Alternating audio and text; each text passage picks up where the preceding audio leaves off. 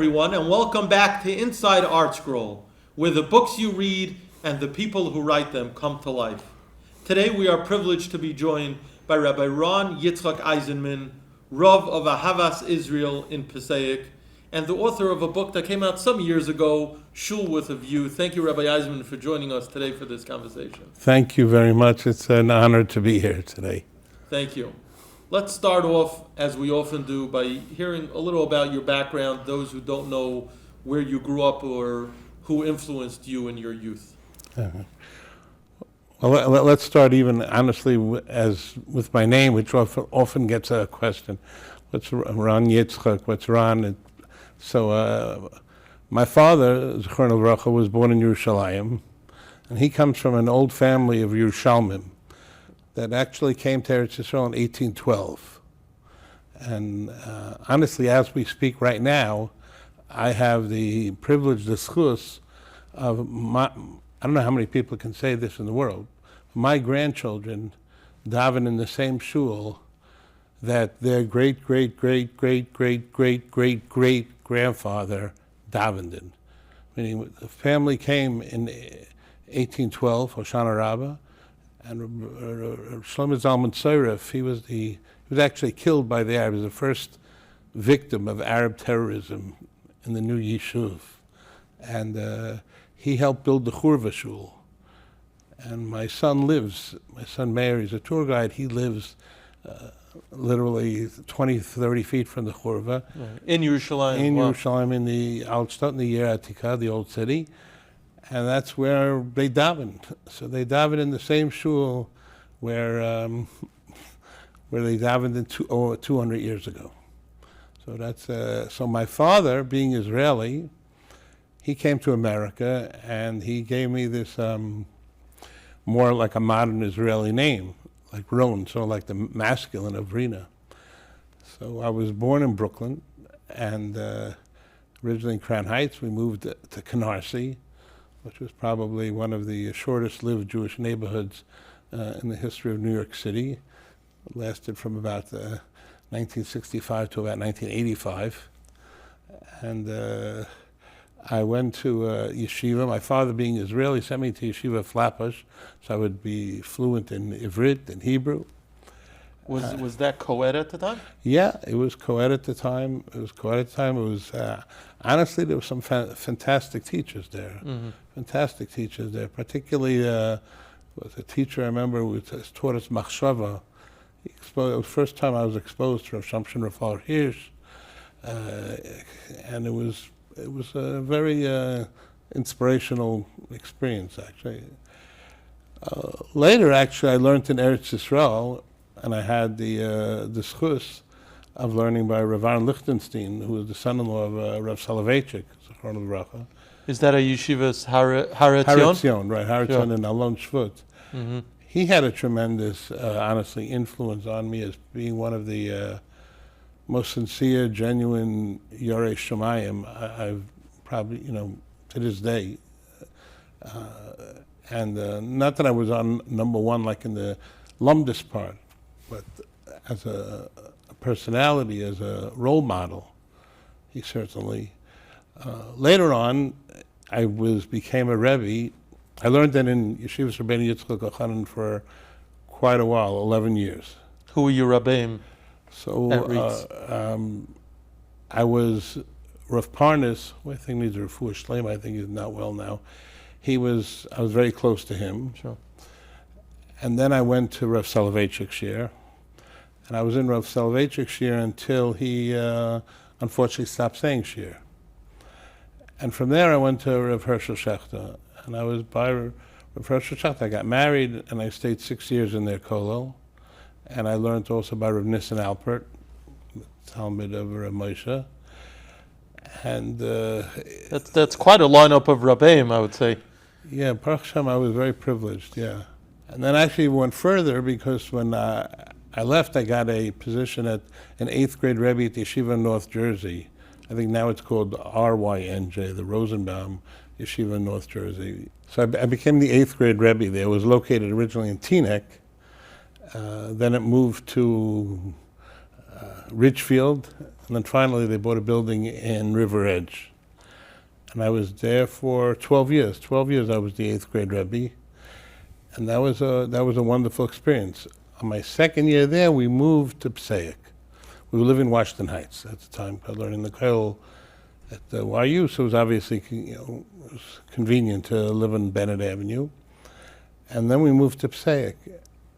And as Hashem would have it, we were living on Ascension Street, which is the exact street where the yeshiva Gedola is. And the yeshiva Gedola, we're talking about 1989. In 1989, Passaic maybe had 200 families. So Baruch Hashem, again, I'm certainly not a Talmud Mufak, but over the last 30 years, I've had this list of being close to Reb Meir Stern, the yeshiva, should live and be well. Initially, I finished teaching by 12:45, so I was in the yeshiva by 1:15 till 10 o'clock at night. Really? In Yeshiva Gedola Passaic? Yes, I used to, his chaburas I would attend, shiurim of his I would attend. All his shmuzin, I heard all his shmuzin for 8 years. Because I would go to Yiddish shmuzin on Shalosh Yiddish. And that had a huge influence on me too. Huge influence on me being in the yeshiva there and having a relationship with him. That was a major hashpah, a major influence. Mm-hmm. Now, growing up, going back to the years when you were in Har Etzion and later on in yeshivas, Rabbi Yitzchok Eisenman, did you have aspirations to go into the rabbanos? What was your dream at that point as far as being mashpia and using your talents? It's interesting you said that. This memory actually came to me recently. I still remember it was Parshas Tazria Metzora. I was probably 16 or 17 years old. My mother, Alei Shalom, she was a teacher, as many Jewish women were, in the New York City public school system. It's a very good job. You're off for the summer, and even in the short Fridays in the winter, you were home by 3:30. She worked not so far from Canarsie. And she had a non-frum colleague whose son had a bar mitzvah, and she didn't know who would help the boy write a bar mitzvah speech. I remember it was the haftarah of the Arba Mitzoraim, the 4 Mitzoraim there, Tazria Metzora. And my mother asked me, I said I'd be glad to. And Motzei Shabbos, anyway, I used to have a chavrusa. So Motzei Shabbos, I sat down and I wrote him a drasha, and then I handed it in. I remember she called me, the woman, she said, I'm so impressed. On a Saturday night, you spent writing that, you could have been out with your friend, okay, whatever. And I remember when I gave it to my mother said, oh, this is your first drasha. So, I mean, I'm not saying I aspired always to be a Rav, but I did aspire to teach. I always liked teaching. Mm-hmm. And in fact, when I was at YU, I was more in the educational track. I mean, it didn't really matter, but to be a rebbi, I always wanted to be a rebbi. And you received actual training for that? You were talking about when you were in YU? Yeah, I think now actually it's more structured. Back then I think it was structured, but not as structured. Yes, yeah. So, but truthfully, I was privileged also to learn from Rabbi Yoel Kramer, should live and be well. I think he lives in Lakewood now too. He for Torah Masorah for years, he gave courses in how to teach. Right. And I took his course over the summer.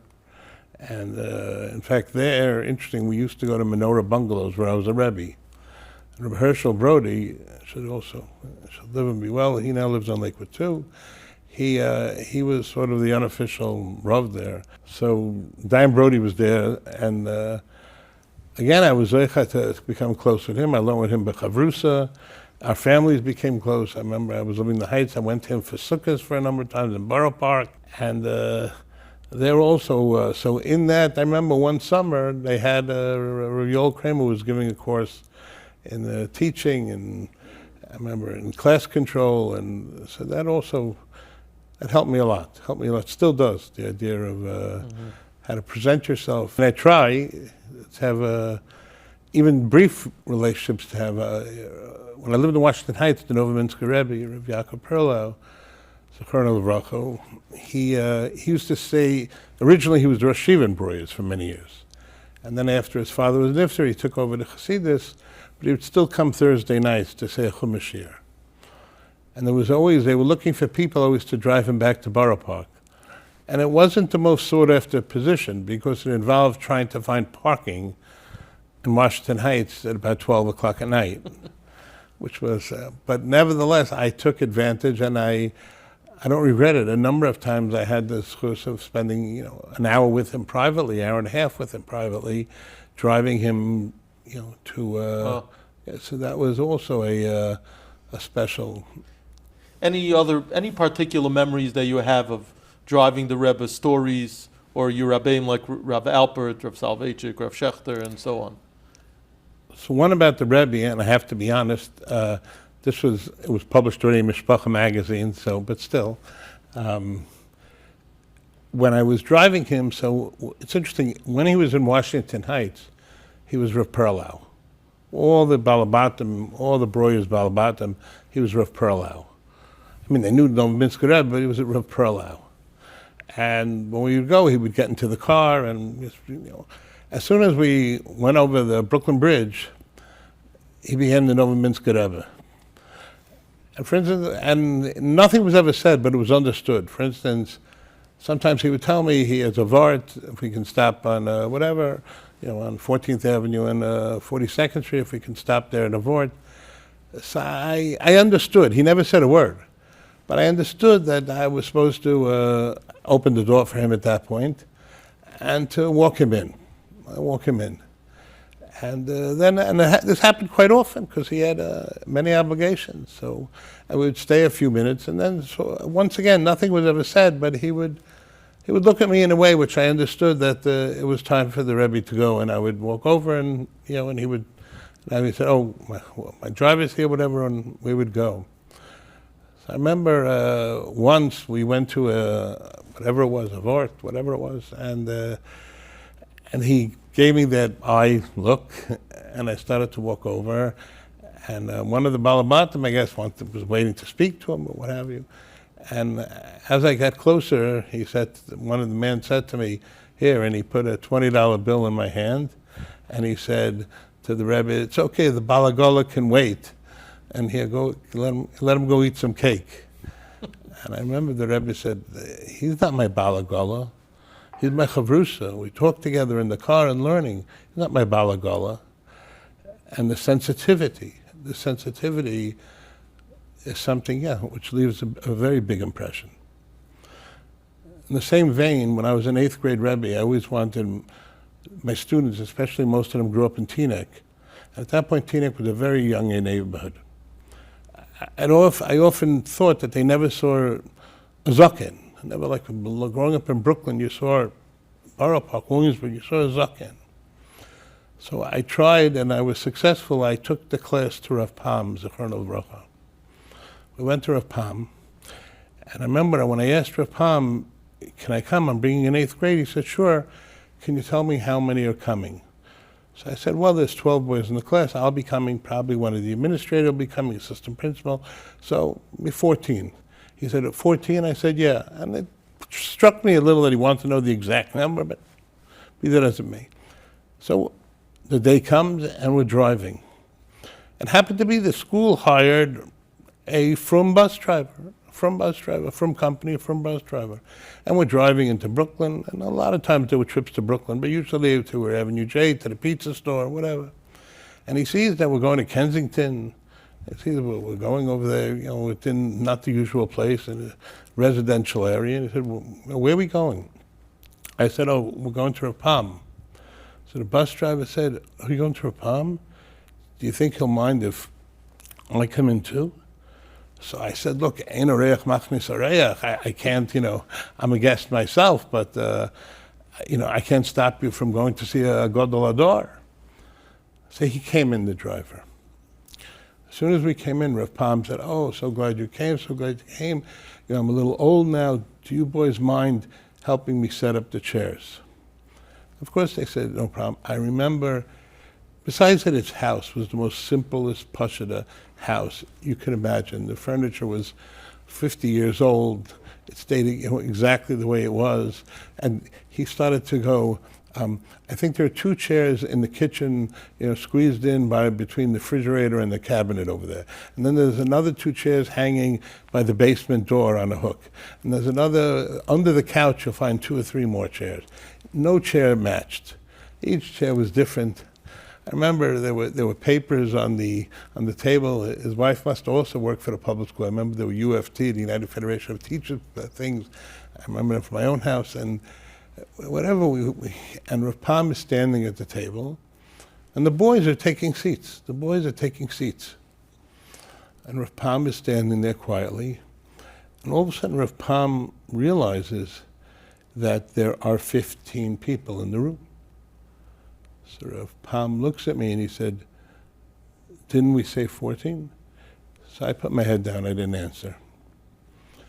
And at that point the bus driver realized that he was the odd man out, he was 15th. So he said, "It's okay, I sit all day, I'll stand. It's okay, I'll stand. I just want to be here with the rebbi. It's okay." I remember Rav Pam, who was still standing, he said in the most gentlest, most beautiful voice, he just said, "It's not okay. It's not okay. We have to get you a chair. It's not okay." And Rav Pam remained standing until finally the bus driver himself chapped. There was a coffee table that was there. He pushed it towards the table, towards the other table. He sat down, and only after he was sitting down, the bus driver, then Rav Pam sat down.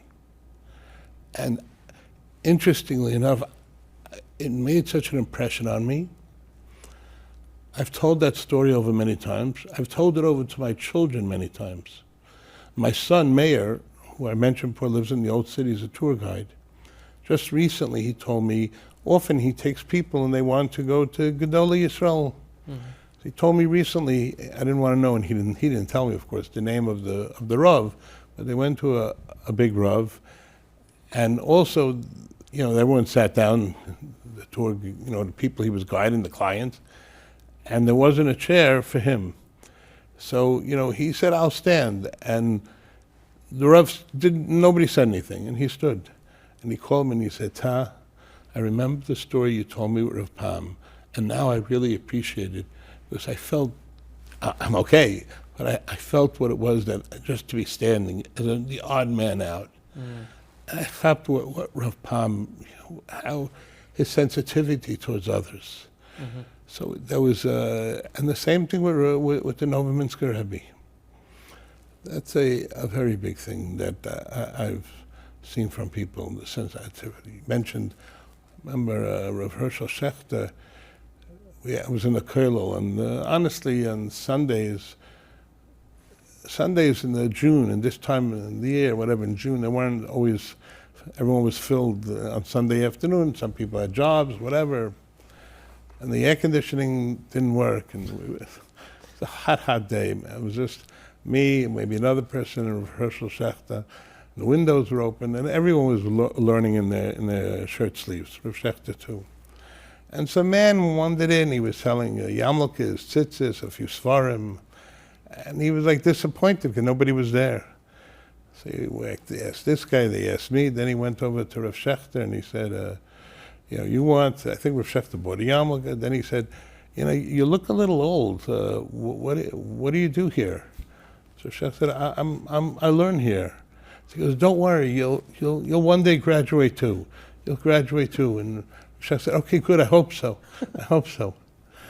And so that's a big thing that I try to see the humility, which I should mention in your articles, of which this book right here, which was published some years ago, is a compilation of those articles. In many of your articles, the stories depict a lot of ben adam lachavera, humility, sensitivity, thinking of others. It sounds like many of those lessons were drawn from your rabbeim. People who knew Reb Nissen Alpert was Anav Gadol Ma'od. Your rabbeim were Anavim, and you talked about Reb Meir Stern, Rav Pam, and others. That's definitely, it sounds like that's a common thread in a lot of the messages that you impart both in your writings and I imagine in your drushes as well.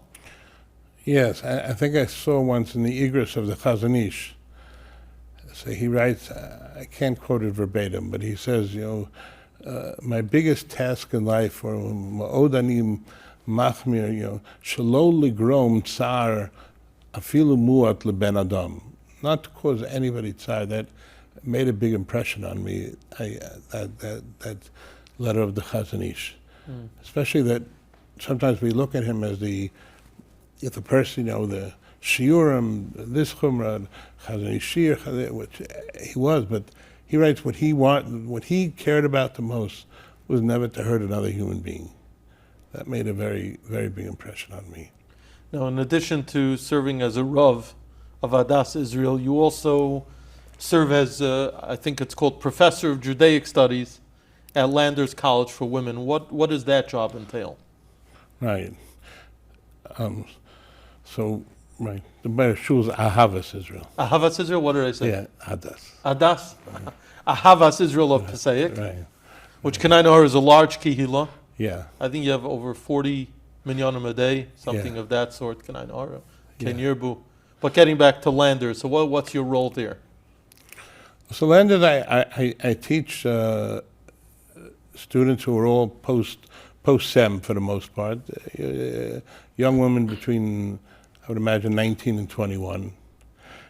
And they're very, very fine students. They're interested in learning, and many of them professionally are going on to becoming physicians assistants, physical therapists, occupational therapists, psychologists. And it's honestly, it's also a very rewarding experience, being able to, honestly, I tell them, interacting with, in many ways, the next leadership of, certainly in from women, of a strong segment of the from world. Mm-hmm. And in fact, some of them later, as they go on shidduchim and this, they'll call me, and it's very rewarding, because when I'm at the Ahavas Israel, when I'm at the shul, I'm Rabbi Eisenman, which, like it or not, carries a certain position with it. But there, you're right, it's professor, it's not, but bottom line, he's a teacher. And that's something that I cherish, that I don't have to, one of my articles, I don't recall it's in the book or not, but I remember Eitan Kobri, who also writes for Mishpacha, he called me personally about this. There's one article where I write, there's this person, I try to get close to him, but it never really works out. And then I try to find him, but it seems that there are always people around. And then I try to walk him home, but there always seems to be a rush. And he always seems to be pressured to go here and go there. I'm not even sure what exactly his name is. And then at the end of the article, until I realize that person is me. Mm-hmm. So, as much as I love the Balabatim, and I hope they like me, and I do love them, very, very, I've been privileged to have some of the most precious Balabatim that a Rav could want. Every one of them is very special people. But nevertheless, there has to be maintained some sort of boundary or parameter between a Rav and the congregant. So that has a lonely aspect to it, honestly. Mm-hmm. You're saying in teaching students, it's a different relationship. You could kind of let your guard down a little? Is that what you're saying? A little bit. I mean, I don't want to overemphasize this. I mean, I teach there twice a week. It's not like I'm one of the major movers and shakers at Torah. But it does afford me an opportunity to, especially that I drive to the city, to leave the confines of Passaic, wherever I go, to the local kosher grocery, it's still, there's Rabbi Eisenman. Mm-hmm. And here, I mean, they're not going to call me by my first name, of course, the students, but it does afford me a respite. Mm-hmm. And over there, is it halacha, hashkafa, history? How do you choose what? Because it's Judaic studies is a very broad subject, so to speak. What is it that you're imparting to the students? So also there, I feel very privileged. I have a leeway there what to teach. For instance, I gave a course in the Tshuvas of Rav Moshe Feinstein, Zichrono Livracha. So we went through the Tshuvas, the famous Tshuvas of Shul With A View and whatever, different famous Tshuvas of Rav Moshe. There were a lot of Sephardic girls, especially from Great Neck, the Persian community, number of students there. So we had one semester, we did Sephardic poskim. Not just the Rav Vadia, of course, Rav Vadia Yosef, of course, was a major part, but others as well, other Sephardic poskim. And which is fantastic for me, because it's all the preparation is learning. This past semester, we did the life and the writings of the Chazon Ish. And that was especially fascinating, being that he's well known, of course, only from 1933 to 1953 when he lives in Eretz Yisroel. But people don't realize he was over 50 when he comes to Eretz Yisroel. That the first 50 years of his life, he was, not totally, but he was basically a nister. And Reb Chaim Ozer, Grzinski knew who he was, but he was really, that's an amazing thing how he himself was able to morph from, he was a very quiet, shy, quiet man. He never spoke publicly ever, but somehow he was able to become the Gadol Hador, recognized, by no less than the Prime Minister of Israel himself, when he had to go to one person to figure out how to try to alleviate some of the friction between the religious and the secular part of the country. Ben Gurion went to see the Chazon Ish. Sure. So it's an amazing thing how so we talked about his life prior to Eretz Yisroel, his life in Eretz Yisroel, and we did some of the tshuvas, some of his halachic positions.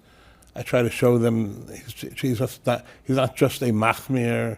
It's not, he was a very sensitive person, and every issue he obviously decided how he learned it and how he understood it, and there are many things that he's lenient on, and so that's also was very special.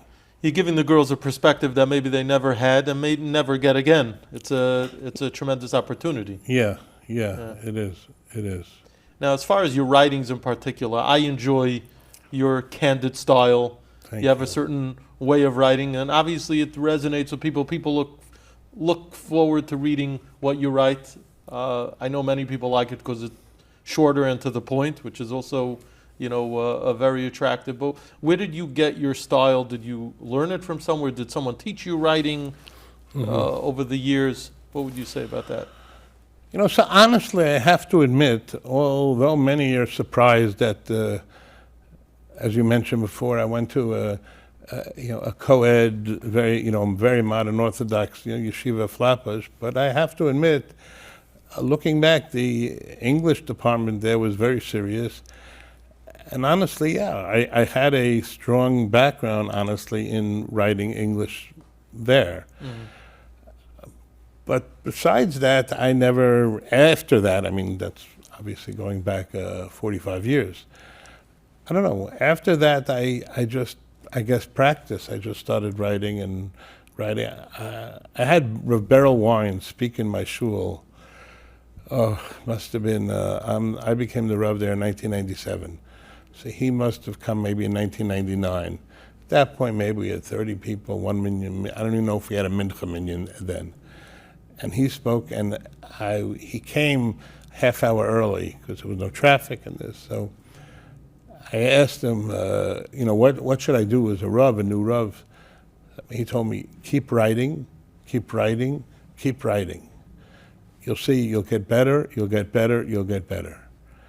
And I've tried to follow that advice. Oh. Many of your stories involve congregants. You talk about exchanges, people come to you for advice. How do you handle the confidentiality part of it? I always wonder when I read stories, and some of them are very personal. Do you alter details? How do you handle that part of it? So in referencing another well-known ArtScroll publication, think it's called Tales Out of Shul or Tales from the Shul by Rabbi Feldman. Rabbi Emanuel Feldman. Rabbi Emanuel Feldman, who I consider a mentor. I feel very privileged to be close with him. And I remember when I started writing, I said, "How did you write this book?" I said, "Use names." Stories there about, I don't know, Mrs. Moskowitz, how the longest benching of the year when it's Rosh Chodesh and Hanukkah, and Shabbos and Ritzei, Ala Yovo, Ala Nisim. So he told me right then that men become women, women become men, names get changed.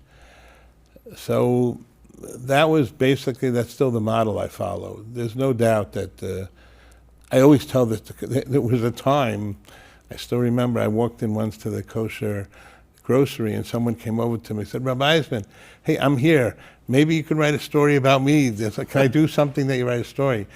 And then my wife told me that I went to the local Svarm store. There's a Z Berman there in Passaic. I was there. And my wife told me later that a daughter of a friend of hers saw me there and she ran out because she was scared that I'd write a story about her. So I have to quell everybody's apprehension that everything has changed that you can never identify. I mean, everything is true the story, but the presentation is in a way that confidentiality is totally, to the extent I wrote a story about a very moving story, and about had to do with fertility, a very sensitive topic. And I said, often I'll send it to the person before I publish. And it's so changed around, I don't think the person themselves even could recognize themselves in it. Mm-hmm. I mean, they understood, but so in that way, things would be changed around. Now, of the stories that you've written, are there any one or two in particular that you would say are your favorite or that you think really packed a punch more than the others? When I first started writing, as every Rav, it was totally Divrei Torah. Dvar Torah on the Parsha, or on davening maybe for the day, a short little, like it is. Actually, this came out of originally daily. Now, whenever I can, I try. But all these articles appear in what's called the short vort. The short vort is a mailing list, an email list where I send out things. And after a while, I started to realize that, Baruch Hashem, I don't have to recreate the wheel. There's so many Divrei Torah, they're sending out email. I don't have to be, Mosif, Baal Tosef. I don't have to add on. So I figured maybe I could add on different things that happened to me in the shul that I took lessons from. There was the incident of the massacre at Merkaz Harav.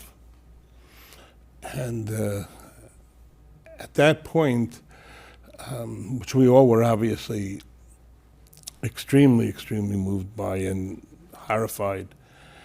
And I saw in the Ated or wherever it was that the Belzer Rav went to visit the wounded. He went to the hospital to visit the wounded. And I was so moved by that. I was so moved by his caring. It's one thing, statement, even Zaga Kapitel Tillim is one thing.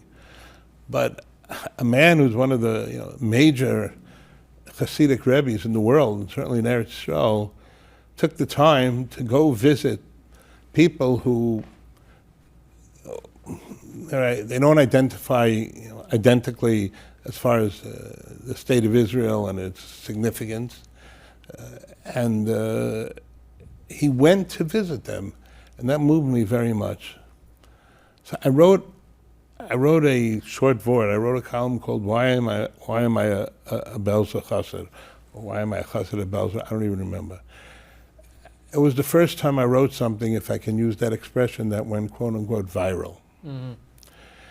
And I got a call from Sruli Besser asking if he can reprint it in Mishpacha magazine. And from there, eventually, they approached me if I would write a column. Mm-hmm. So that article, I remember it moved me very much, and how I got calls, honestly, from all over the country, people. So that was, I guess, for me, a memorable article that made a very big impression. In fact, it made such an impression on me that when I went to Eretz Yisroel the next time, I was able to get a very quick appointment with the Belzer Rav, because I found out that he had read it too. Not in English, but he had read it too. Now, as a Rav and also as someone who has worked in Chinuch, just not to belabor the following point, but we have you here, so it's schus to ask you, what's a good Chinuch message for today to inspire youth? I'm sure that as a Rav you've dealt with questions of Chinuch, of parents coming to you. Some people say it's harder today than any other time in the past to inspire youth to connect to Yiddishkeit, to connect to Liman HaTorah. Others will say there's more opportunities today than there ever been. So, there are different ways of looking at it.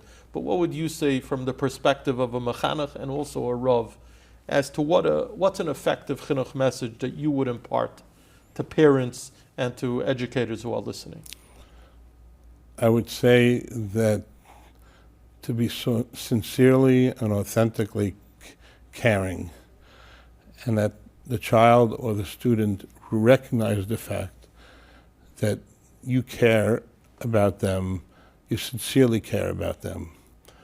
And we live in a time, I'm sure you've had this as well, where you can speak to someone on the phone and you can hear, sometimes very lightly, but you can hear they're typing. And people call it multitasking. I think it used to be called, listening with half an ear. I mean, not really caring. Certainly not caring 100%. And to look at someone and to make eye contact, and to say you care, to remember that Rav Pam, it's not okay that somebody stands. That story happened like 30 years ago, and I'll remember it for the rest of my life. So I think that too often in life, I mean, the most terrible thing, of course, is looking at your phone. It's a terrible thing. But I think, look, a child or a student may not do exactly they're not going to be our clones. We weren't our parents' clones. We shouldn't expect our children to be our clones. But that the child knows that you authentically and sincerely care about them, be it a student or a child. I think that's something which you can never go wrong with, which is always something which is critical and necessary. Now, there are two questions that were suggested actually by viewers. We've never asked this before as part of our program, but I think they're two excellent questions. So if the Rav would allow, I'd like to ask you both of them. The first is there any particular sefer or book that over the years, whether from your youth or even till now, or something you've discovered over the years that profoundly inspired you or that you connected to in a particular way? We are in the world of ArtScroll here, so we figured it's an appropriate question. Right. And it could be something from Sifrei Kodesh, could be literature, or, people get inspired in different ways. It could be Mili Da'alma, could be Mili Dikdusha. Right. I mean, obviously, in general, I guess, before anything, obviously, Mili Kedusha in its totality of Torah, there's nothing more inspiring and there's nothing more life-changing than the study of Torah, whatever it is. I mean, it's as profound as, even as some people think simple, but as profound as being Marbeh Sedra with Rashi, or learning a Tosfos, or learning Mesilas Yesharim. I mean, the totality of Torah in and of itself is something which is obviously the most life-changing experience. But if we had to do specific books, leaving out the totality of Torah itself, so honestly, I don't think I'd be alone with saying that ArtScroll's Rebitz and Kanievsky, extremely, extremely powerful book. Wow. Extremely powerful book. Having the privilege of being by Reb Chaim many, many times, and of spending time with her, and speaking about her, and through her finding about her father, and my daughter-in-laws and their connection with her. So that book made a very big impression on me. It's interesting you mentioned that, and we could check the numbers with the members of our sales department here, but I believe it's the best-selling biography of all time at ArtScroll. So I guess that kind of validates how much you connected with the book. Apparently many other people did as well. Yeah, I would imagine. Yeah. In a secular book, I would have to say Viktor Frankl's Man's Search for Meaning. Viktor Frankl's Man's Search for Meaning, he was a Viennese psychiatrist who the Nazis, Yamach Shemam, put him in Auschwitz. And while he was in Auschwitz, he figured out, how am I going to survive here? And he figured out and he writes, okay, he's not a rebbi, but he said, certainly HaKadosh Baruch Hu is there, but, he says whatever it is, when you have meaning in life, that changes everything. And honestly, if we think about it, that's without hope, without something to live for, life becomes, as he says, those were the people who he knew were not going to survive Auschwitz. Wow. But those people who had that, whatever it was, a connection with the Kadosh Baruch Hu, or whatever, for him, by the way, it was his writings, his psychiatry, and he did survive. Mm-hmm. He did survive, and he did write this book, which has been translated into probably over 20 languages and has sold millions of copies. That was a very powerful book, Man's Search for Meaning. On that note, speaking of powerful messages, the other question that someone suggested asking was, if you had the opportunity to address the largest gathering of Jews that you could imagine, what would your single message be to the masses to inspire them?